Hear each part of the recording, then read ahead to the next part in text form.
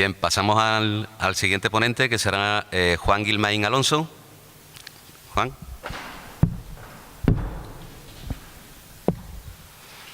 Juan es historiador del arte, investigador y divulgador histórico. Ha participado ya en varias actividades relacionadas con la circunnavegación en Sanlúcar. Así, en su doble condición de historiador y de maestro de esgrima, es director de la Escuela de Esgrima Histórica Maestro Francisco Román de Sevilla. Ha coordinado las dos ediciones celebradas en 2016 y en este mes de septiembre de 2017 del Encuentro Nacional de Esgrima Histórica Ciudad de Sanlúcar, que han tenido como sede el Palacio Orleán de nuestra ciudad. Ha participado asimismo en el programa de divulgación histórica de encuentros con el quinto centenario y presentó una comunicación en la primera edición del Congreso Internacional de la Primera Vuelta al Mundo en Medio Orbe del pasado año 2016. Juan, como quieras. Gracias, Juan Antonio. Quería agradecer también a la organización del Congreso contar conmigo en esta ocasión, como en las otras que ha anunciado él, y gracias a todo este público por estar aquí. Bueno, con la comunicación que empezamos ahora, quiero darle un poco de continuidad a lo que ya hicimos el año anterior y ofrecer una perspectiva del mundo de la espada, el mundo de la esgrima, también como una parte más de la sociedad del Renacimiento, y tiene su importancia en distintos aspectos. Como ven, la comunicación se titula "La espada es el fundamento de todos los escudos" y "La esgrima hispalense en el 500". Cogemos el caso específico o paradigmático de Sevilla como centro articulador del oficio de las armas en la Baja Edad Media y en los principios del Renacimiento, bueno, por su dimensión de metrópoli, ¿no?, que llegará a ser, y bueno, la importancia que tiene también para la expansión y la difusión de este oficio en otros ámbitos. Del mismo modo, me quiero centrar en la figura del maestro Francisco Román, que es el que da nombre a mi escuela de esgrima histórica actual, por un motivo especial, ya que en su figura, en su persona, recalan varios aspectos que nos permiten hablar y organizar y tender distintos hilos para analizar lo que era el oficio del arte de la esgrima. Como ven ahí, pongo entrecomillado un gremio, ya esto lo he comentado en algunas ocasiones, ya que bueno, el oficio de la esgrima tiene un sentimiento de agremiación, se trabaja como un gremio o casi como un gremio, pero realmente no tiene todas las ordenanzas o toda la estructura que tiene en otros oficios. Desde la Edad Media en toda Europa se intenta regular el uso de las armas de una manera ordenada, ya que bueno, todos saben que tiene un componente muy próximo a la violencia, sobre el que ahora hablaremos un poquito más. Entonces es lógico que se intente organizar y regular, como decía. Para ello, los Reyes Católicos en 1478 le otorgan a Gómez Dorado el título de Maestro Examinador Mayor, que lo heredará posteriormente Francisco Román, que ahora indicaré, en el que fundamentalmente le da una serie de privilegios, como veremos más adelante, a la hora de poder llevar espadas y armas de defensión en la corte y en otro sitio, y regular y velar por el buen gobierno de ese oficio. Damos un pequeño salto temporal hasta el nombramiento de Maestro Examinador Mayor de Francisco Román. Como ven ahí también, de los pajes del emperador. Era un título que llevaba agregado, que además de ser el examinador mayor de todos los reinos, era el maestro de esgrima también en el entorno de los criados y que se encontraban en la corte. La fecha que podemos establecer para esto es en torno a 1526, perdón. Yo planteo la hipótesis de que es justo cuando Carlos V e Isabel de Portugal recalan en Sevilla para sus nupcias.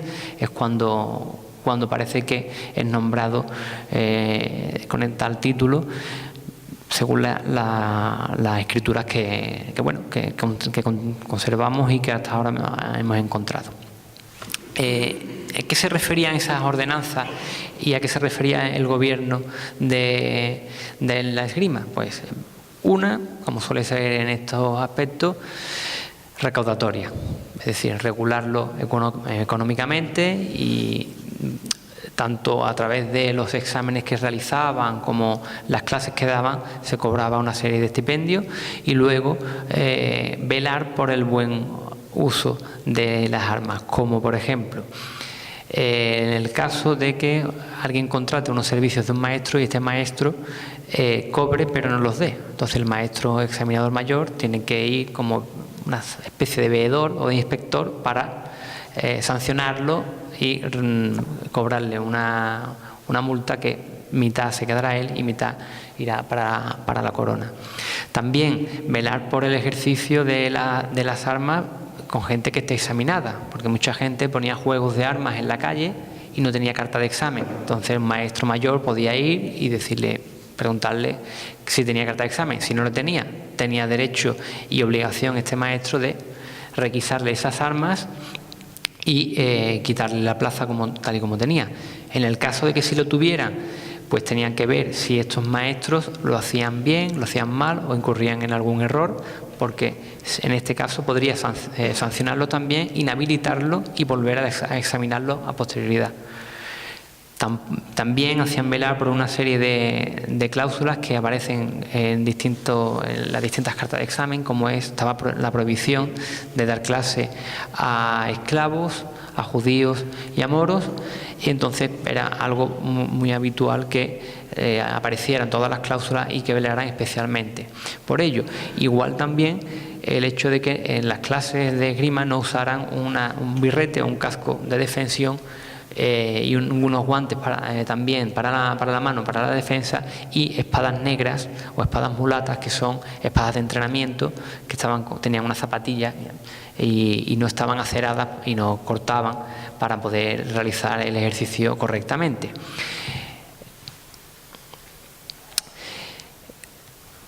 Francisco Román tiene también un tratado que no conservamos, de 1532, en el que se llama Tratado de Esgrima con Figura, o se dice que se llama así, en el que desarrolla el arte de la esgrima todavía con un componente bajo medieval. Estamos en el Renacimiento, pero todavía no hemos despegado a un nivel como sucederá a partir de la década de los años 80 del siglo XVI. Brevemente, hago hincapié en las cartas de examen. Como ven ahí, he hecho una especie de montaje. Esto es la plaza de San Francisco de Sevilla. Casi todas las plazas públicas de cualquier ciudad o localidad es donde se realizaban los exámenes ante notario. De ahí su interés público, mediante la escritura de un notario. Había un tribunal de maestros que lo atestiguaban. Se podía examinar de una sola espada o de varias. Ahora os pondré algunas imágenes de algunas espadas. Esas cláusulas referentes a lo que hablábamos de las distintas responsabilidades que se contenían en las ordenanzas, y una vez que era aprobado, pues lo determinaban hábil lo suficiente y le permitían usar esos juegos de armas y poner plaza pública o tienda. El maestro mayor tenía la potestad de nombrar maestros, prebostes y bachilleres, que eran los distintos grados docentes que existían para ello. El arte de la esgrima, como ven, esto son algunas de las disciplinas que usaban. Un bastón largo, lo voy señalando, un bastón largo, esto eran espadas de 2 manos, espada y rodela, que es un escudo grande, espada sola, espada y broquel chico, espada y capa, puñal, hacha, había otras armas. Esto tiene que ver también con la cantidad de exámenes que pueden hacer y con la cantidad de clases que pueden recibir. Cuantas más armas, pues más pagan, y es una especie de negocio dentro del oficio, ¿no? Ninguna de estas imágenes son de tratados españoles, son todas de tratados italianos. Este tratado de Román no lo conservamos. Los más antiguos hispánicos son de 1474, de los cuales tampoco tenemos constancia gráfica, así que tenemos que usar imágenes coetáneas o muy próximas a la fecha de la tratadística italiana. Es importante como en La organización y el gobierno de las armas, y esto a base de un documento que he encontrado recientemente, es de 1555, o sea que un poquito posterior, la fecha del principio del Renacimiento y de la época de la circunnavegación, en el que Francisco Román otorga un poder a su hijo, Francisco Román, maestro de armas también, para que en su nombre vele y ejecute las órdenes de maestro mayor en el Virreinato de Perú, Tierra Firme, y en otras localidades de las Indias. Se traspasa directamente y expande un poco esa esgrima sevillana y castellana a las Indias occidentales en este caso. Tenemos casos de distintos maestros que pasan a India en distintas fechas. En el 38 creo que es el maestro Pedro de Isaga, y el maestre Diego también pasa, creo que en los años 40. Solamente tenemos el conocimiento de que pasan a las Indias, pero no sabemos cómo desarrollan allí su actividad. Pero es lógico ver cómo ellos son los que desarrollan la actividad de la esgrima en el Nuevo Mundo. Y para concluir, solamente quería hablar de dos cosas.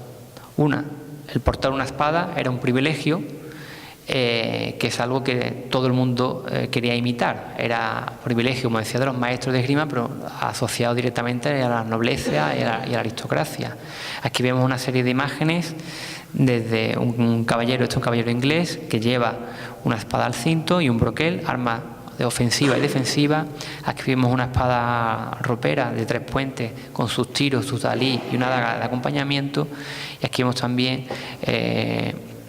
una espada de Ferdinando II, que bueno, ahora vemos una reproducción parecida con armadura.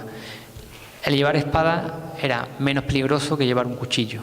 Por eso es a veces la espada un motor civilizador del Estado moderno, a pesar de que hay elementos como pequeñas riñas o trifulcas populares. No voy a entrar en el ámbito del duelo, que sería para hacer una conferencia propiamente dicha, y solo tratando de esto, pero era mucho más seguro, como decía, llevar una espada e intentar controlarlo, porque tiene una serie de características más nobles que otros elementos, comparándolo incluso con que en vez de llevar un palo es mucho mejor una espada, más segura. Como pone arriba, con ella se ha de herir y reparar. Estas son palabras del maestro Francisco Román en su tratado, pues las referencias que tenemos a él, y solamente quería que vieran 3 tipologías de espada que se corresponden con las fechas que estamos hablando. Esta espada de la Real Almería, atribuida al gran capitán, no sabe, yo siempre estas cosas las tenemos que coger un poco con pinzas, pero bueno, esta es una tipología de espada de pitones, se llama, con su pomo, su empuñadura, sus gavilanes curvados y de pitones, no, de patillas sin pitones, porque esta que está aquí al lado sí es de patillas con pitones, que es esto que se ve aquí, y guardamano. Y esta es una evolución que es también una espada de guarnición de puentes, ¿de acuerdo? Como ven, la evolución que va viendo de mayor protección en la mano, que eso tendrá que ver y tendrá también su repercusión en la evolución en el manejo de la espada. Y bueno, no puedo extenderme mucho más, así que muchísimas gracias.